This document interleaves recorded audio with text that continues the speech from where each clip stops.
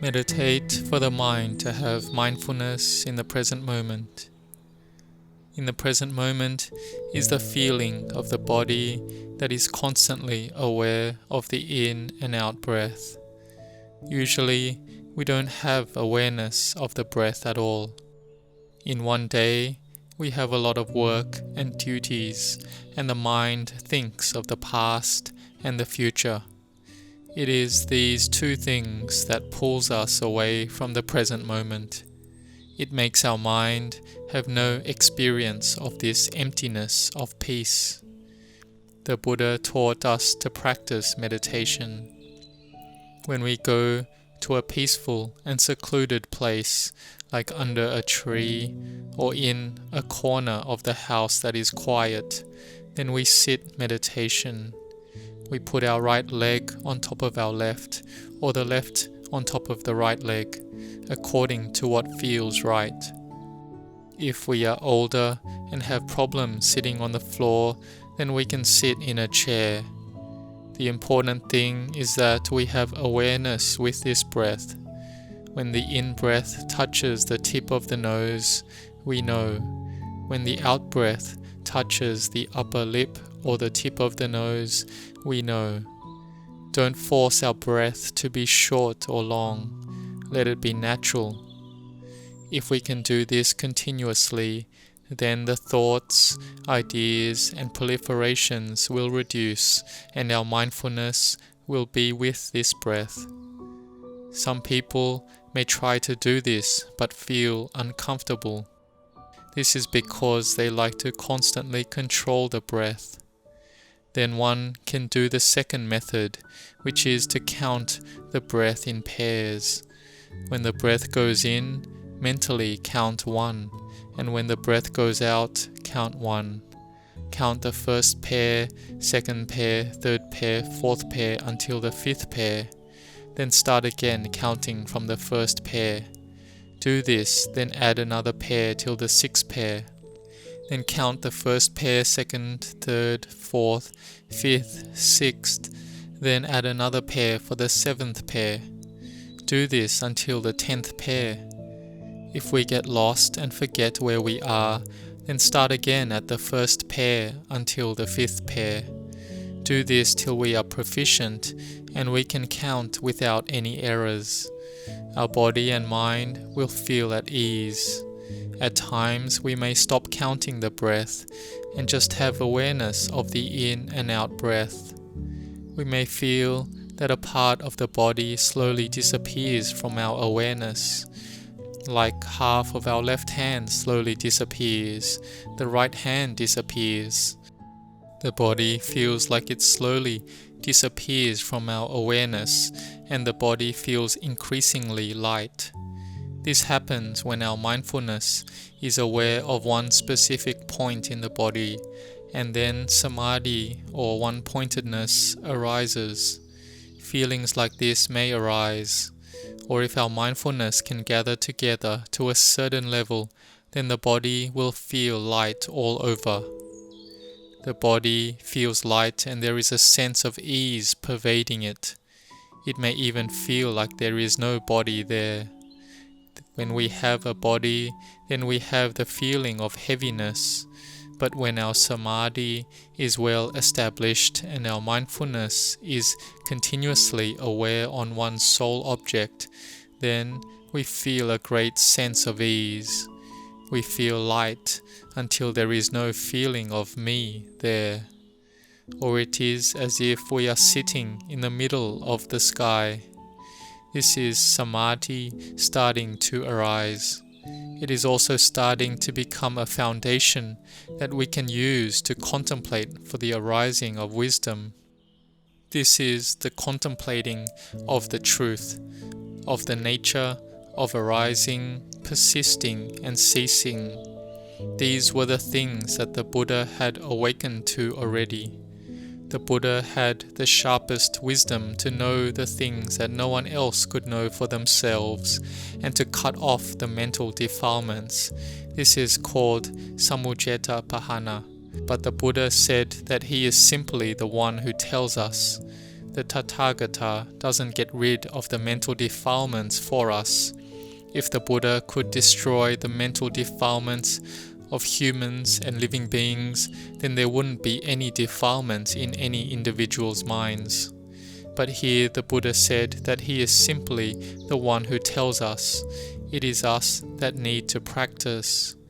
The Buddha had great wisdom and the most spiritual development, with no equal, whether of humans or of Brahma gods. But the delusion in the heart is owned by the individual who has built that karma for a very long time already. It is a very complicated phenomenon.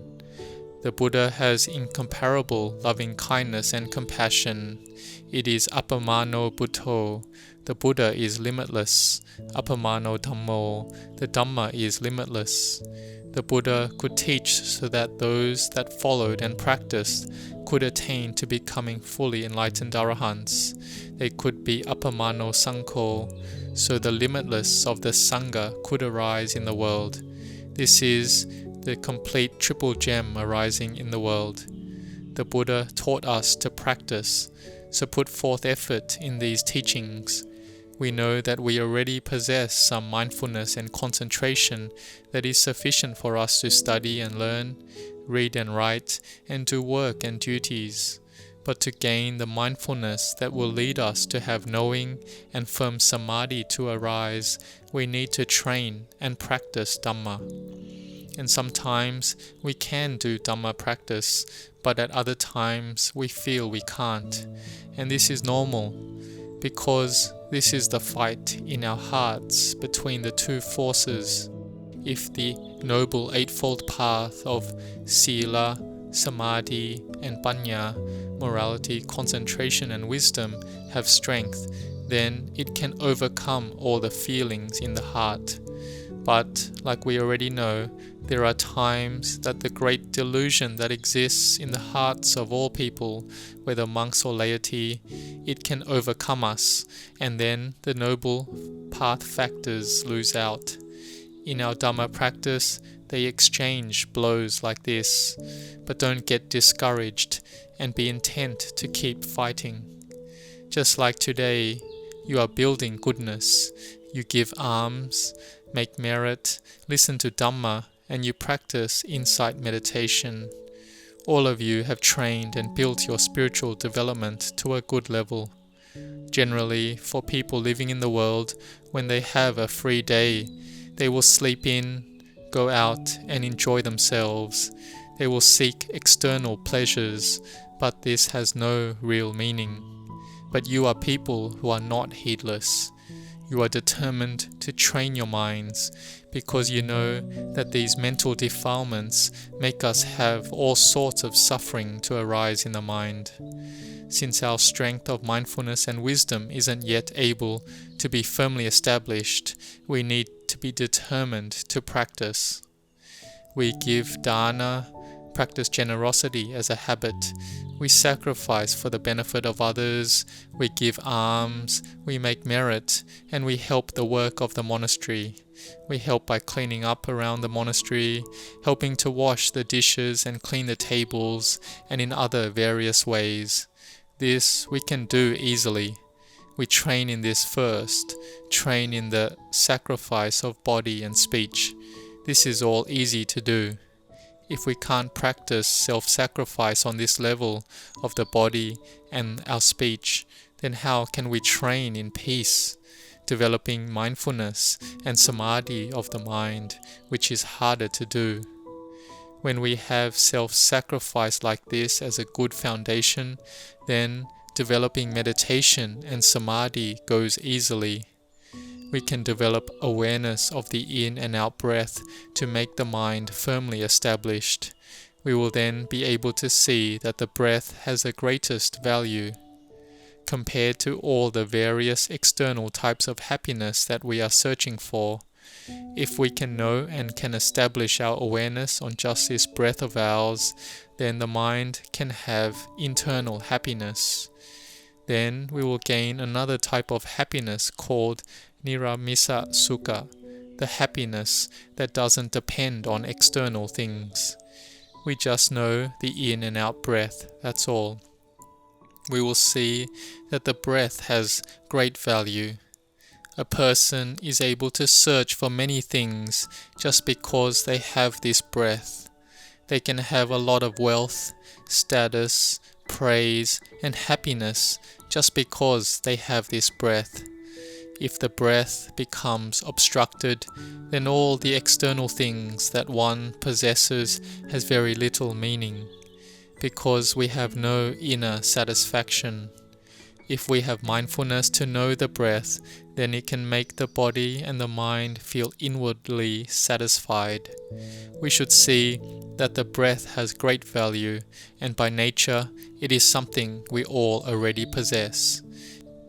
It's simply that we need to have the mind establish awareness firmly over it to have Samadhi, and this will develop into truth, where one can see the constant arising, persisting and ceasing with each in and out breath. When it's like this, then sometimes we may have liking arise, and this is normal due to the mind having clinging and attachment, but we can recognize that now we have liking and pleasure that has arisen. Sometimes we may have disliking, and we have the mindfulness to know that disliking has arisen now.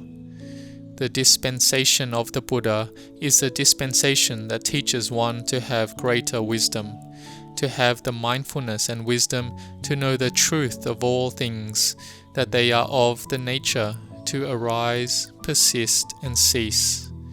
The wandering ascetic Subhadda, who became the last ordained disciple of the Buddha, he asked the Buddha that can one who practices a path other than the Noble Eightfold Path attain to becoming an Arahant? The Buddha said, just as there are no footprints in the sky, an individual cannot attain to the paths and fruits of Nibbana in any other path apart from the Noble Eightfold Path. Venerable Subhadda overcame his doubts and could contemplate until his mind could become peaceful. He saw the brightness of the full moon and saw the cloud floating to cover the moon, and it became dark.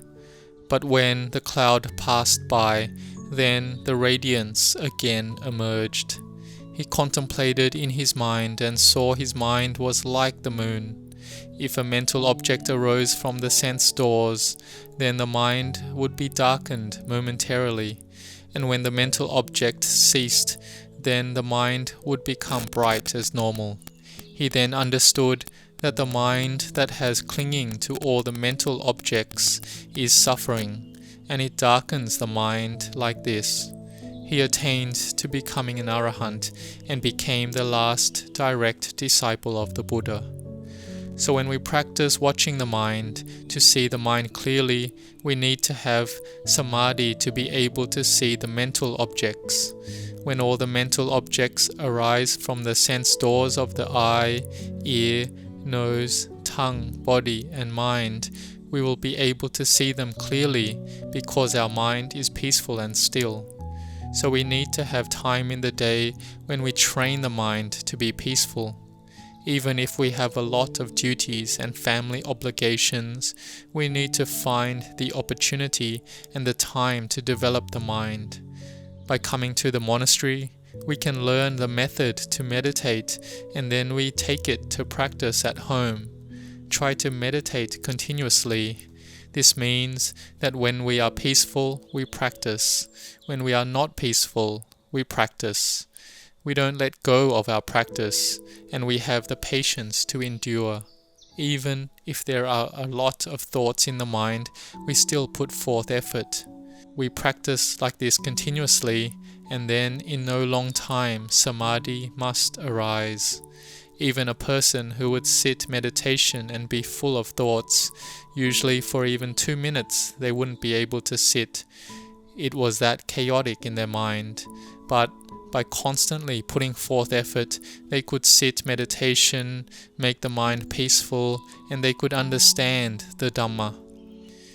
So may you be intent to practice Dhamma and meditation. Sometimes you may not be able to fight against the mental defilements, but don't worry too much, because they are like the world champions. We slowly train the mind. We go about the practice where even if in 1,000 times or 10,000 times we can win just once, it is still good. Later on, we should be able to win more and more. And each time to win over them, each step that we have to take, it isn't easy at all. It's really difficult, because these mental defilements are very firmly rooted. This is called Sakkaya Ditthi, seeing as I and mine. This is very deeply embedded, but this is the first barrier that is firmly rooted. If we can penetrate this barrier, then the rest of the barriers are not that difficult. But because we cannot destroy this first barrier, we have to keep going around in this cycle of birth and death for countless lifetimes. From now going forth, we don't know how many more millions of lifetimes it will take. Even in the time it takes for many millions of Buddhas to arise, will we be able to rid this first barrier? So we really need to try in this lifetime, do our utmost. We don't need to establish high goals, like that we have to be able to finish off all the mental defilements in this life. But we just keep trying the best we can by, in the beginning, just trying to keep going against the mental defilements, having self-sacrifice to go against selfishness. We have sila, and we try to develop meditation, chanting, and practice Dhamma. We keep practicing like this continuously. One that is new to the practice trains like this, and one who has been practicing a long time also keeps training like this. They don't give up the practice. You must try to keep practicing until you can attain to true peace. May you be intent in your practice, and may you all grow in blessings.